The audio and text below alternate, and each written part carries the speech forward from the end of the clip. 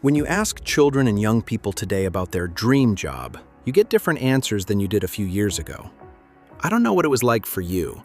When I was still in school, the perennial favorites were things like police officer, doctor, or firefighter.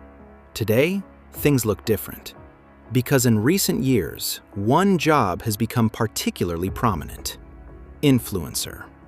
In a 2021 survey, 1 in 5 of the approximately 1,000 young people surveyed said that content creator was their dream job.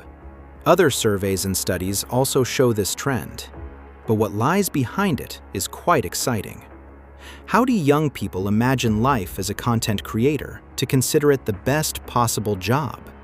Well, they probably imagine life as an influencer to be exactly as it is portrayed to them.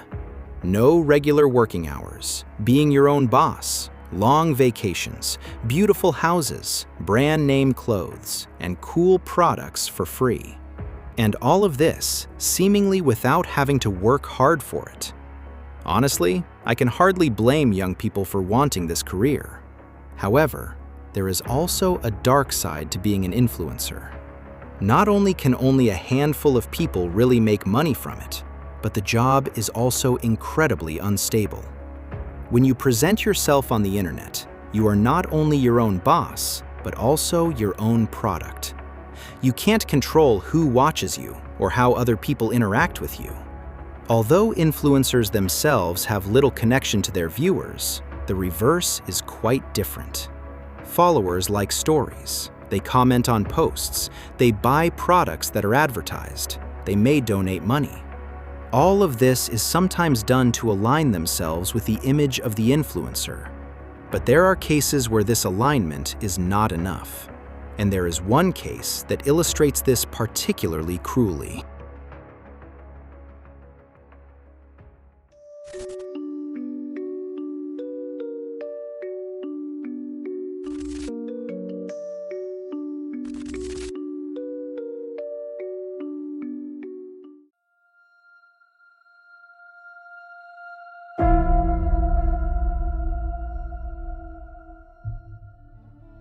Yoon Ji-Ah is actually living her dream. She is a young woman in her 20s, living in South Korea, and for some time now, she has been active there as an influencer on various platforms.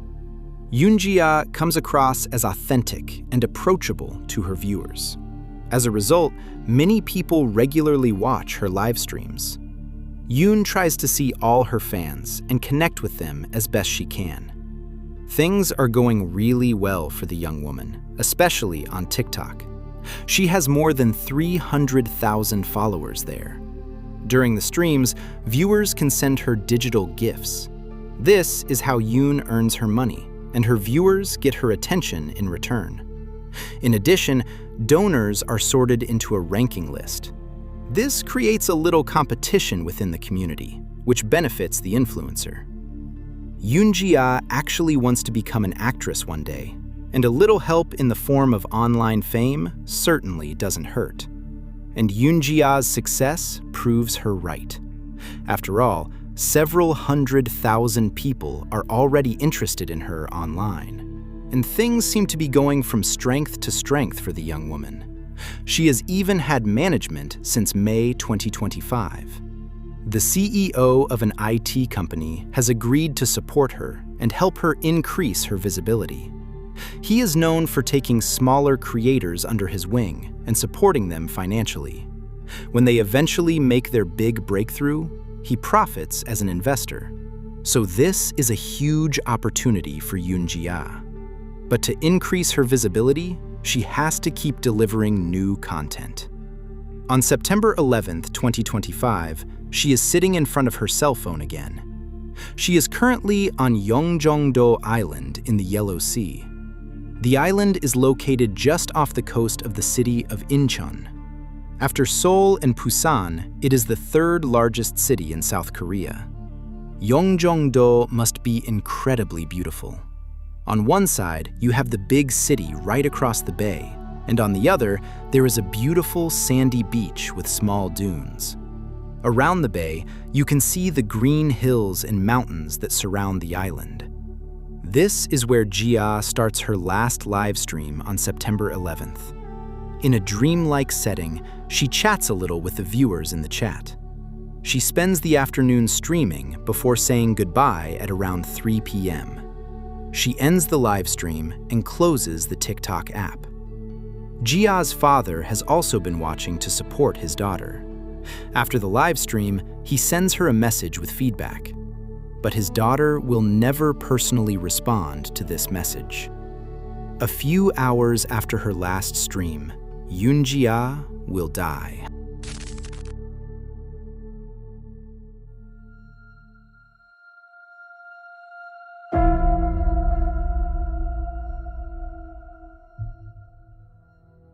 When Yoon Ji-Ah's father receives no reply to his message, he is surprised.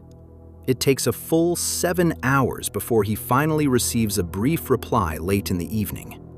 But then, there is silence again. The father immediately realizes that something is wrong. It's just that parental intuition that something is strange. This pattern of communication is simply not like his daughter. When Ji-Ah still doesn't get in touch the next morning, he files a missing person report on September 12th. Immediately afterwards, he sets off for Yeongjongdo Island. After all, that's where Yoon Ji-Ah last streamed from. But the father will not find his daughter. That task is left to the police, 100 kilometers away.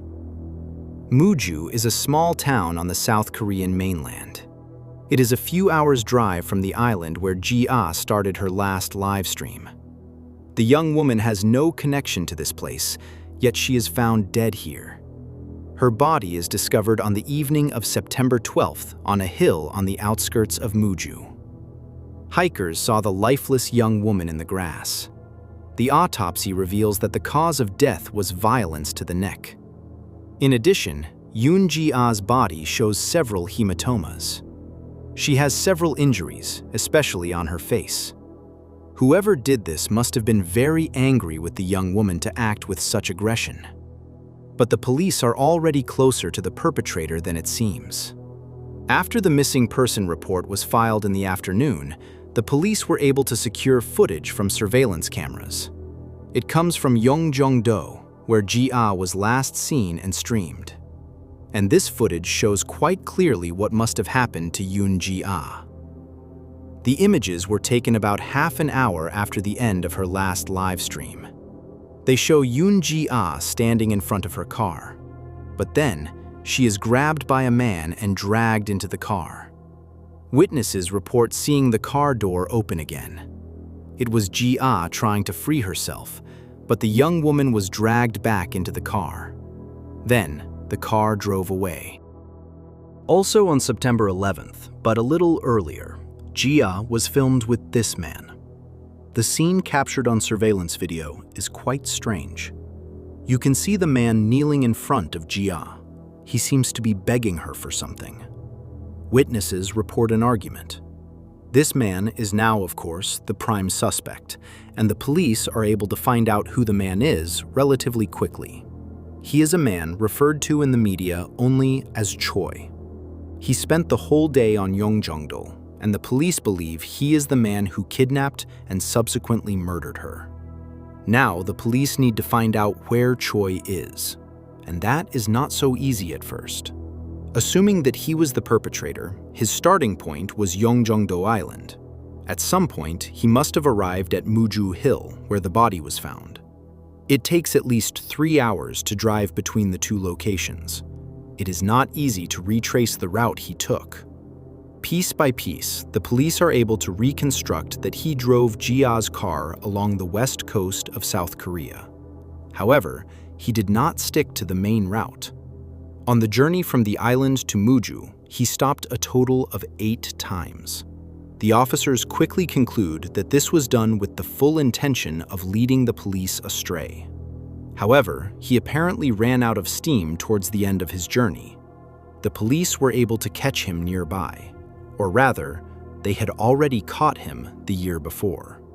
Because Choi is no stranger to the police.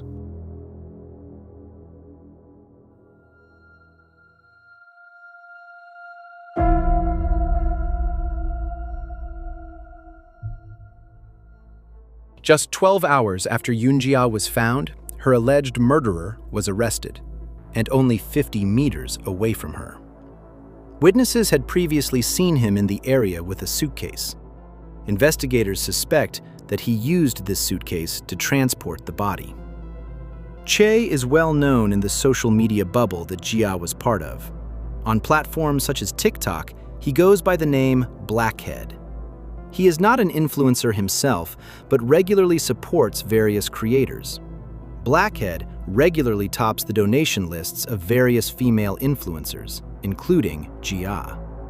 Che, alias Blackhead, had a level of 46 with Ji-Ah. To achieve such a high rank, he must have given Ji-Ah and other creators gifts worth several hundred million won. A South Korean industry expert estimates the amount to be at least $70,000. For comparison, the average annual salary in South Korea is $45,000. In other words, Che spent an incredible amount of money on Ji-Ah before his arrest for her murder. If you're now wondering where he got all that money from, that's exactly the point. Because, as I told you at the beginning, Ji-Ah had had a manager since May 2025. The CEO of an IT company who promised to support her financially and make her big on TikTok. And that guy is none other than Che, aka her big donor, Blackhead. Except that he's not a businessman at all. And if he were, he probably wouldn't be a good one. Because privately, he's up to his neck in debt. All the money he donated to influencers like Ji-Ah was only borrowed. He did own a property, but it had to be foreclosed. And that was on September 11th, 2025, the day he murdered Ji-Ah. And Yoon Ji-Ah is said to have found out all of this. A Korean report states that she learned who Che really is on September 10th. She had already wanted to end the collaboration because she felt pressured by Che. He allegedly pushed her to tirelessly create new content, and Ji-Ah couldn't keep up. On September 10th, she wanted to finally withdraw from the contract the two had signed. And that could be Che's motive. Perhaps he hoped he could push Ji-Ah to fame and then share in her success to recoup the money he had gambled away. But on the day of the foreclosure auction, his plan seemed to collapse. It is conceivable that he directed his anger at Ji-Ah because, in his opinion, she did not make enough money quickly enough to free him from his financial distress. However, it is also possible that there are much darker motives behind the crime against Ji-Ah, and for frightening reasons. Because after Che's arrest becomes known, another person who is allegedly affected comes forward. This person is also an influencer and claims to have worked with Che. In their business relationship, Che allegedly threatened to become violent if the influencer did not comply with his demands. There had already been a serious incident in December 2024. Che attacked an influencer, also in her 20s, and locked her in his apartment. There, he allegedly demanded money from her and abused her. The young woman is said to have been in Che's power for about an hour before she was able to escape. The shocking thing is that Che even turned himself into the police and confessed to this crime. The case was referred to the public prosecutor's office for further investigation, but no arrest warrant was issued. The proceedings were still ongoing, but he was able to continue to move freely and, as a result, commit the murder of Yoon Ji-Ah. In the first interrogation, he still denies having anything to do with her death. He claims that the two were simply business partners. But after a few hours, he breaks down under pressure from the investigators. This time, he is not released, but remanded in custody. He is accused of murder and disposing of a corpse. His trial is currently ongoing. Che pleads negligent bodily injury resulting in death. For Ji-Ah's surviving relatives, this is unforgivable, as her father says. He goes on to describe how Choi not only took his daughter's life, but indirectly that of his entire family. Ji-Ah's father also recalls the other victims Choi had previously harmed. The only possible ray of hope for him would be the certainty that Choi could never harm another woman again. Violence against women is unfortunately a well-known and structural problem in South Korea. Although there are severe penalties for sexual crimes and even online lists with the details of convicted offenders, in practice, the penalties are often much lower. Or, as in the case of Choi's crimes in 2024, it simply takes a long time for trials to take place and verdicts to be reached. Although there are strong feminist movements that are trying to address the issue, there is also a large anti-feminist wave. As I said, if Choi's crimes had been taken more seriously in December 2024, Ji-Ah might still be alive today. For many teenagers and young adults, being an influencer is a dream job. And sure, there are cool aspects to it, and it can certainly be fun, but it also carries risks. At the end of the day, you never know who is actually watching you. Unfortunately, there will always be people like Choi out there who take advantage of other people's big dreams. Fortunately, it is rare for things to end as badly as they did for Yoon Ji-Ah. Nevertheless, you should always be vigilant about how much and what you reveal on the internet. If Choi is convicted of the murder of Yoon Ji-Ah, he will most likely be sentenced to life in prison. Unfortunately, I couldn't find any information on whether and to what extent the crime from December 2024 will be considered in the murder trial. But I think this earlier crime should clearly indicate to the prosecution what kind of person Choi is, and that his claim that it was only assault resulting in death is probably not true. I'm curious to hear your thoughts on this case. And I'd also be interested to know your views on such career aspirations. By the way, you're also supporting the channel because any interaction increases the likelihood that the video will be recommended to people who haven't subscribed to Insolito yet. Other than that, there's not much else to say. I wish you a good morning, afternoon, or evening, depending on when you're watching the video, and hope to see you again in the next video. Until then, bye everyone.